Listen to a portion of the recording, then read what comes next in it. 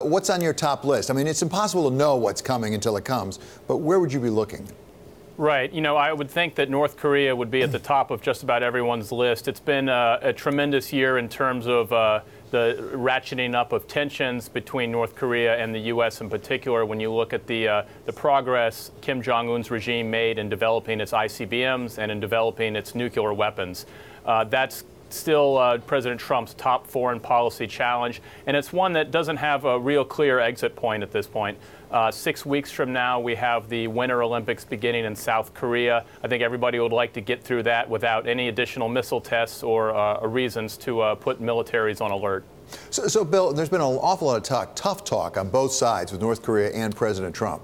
Have we seen any really overt steps taken by the United States to position ourselves so there actually could be a shooting war over there? There's one thing that's it's been true through much of this crisis in 2017.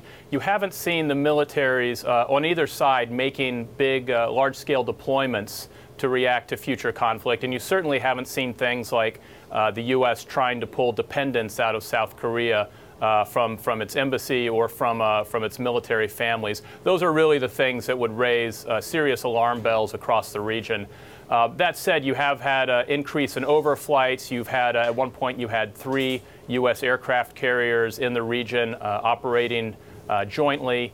Those are the kind of things that might happen regardless in some years, but given the tensions, it makes you worry that some sort of unexpected incident could happen that would really start a minor or major shooting conflict. So, Bill, move to another area that we've heard a lot about through the years, haven't heard a lot about lately, and that is Russia and Ukraine.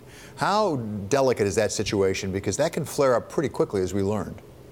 It can, and I think if we step back a year ago, I don't think many people would have expected U.S.-Russia relations to have fallen as far as they have, and that goes whether you are a supporter or opponent of President Trump.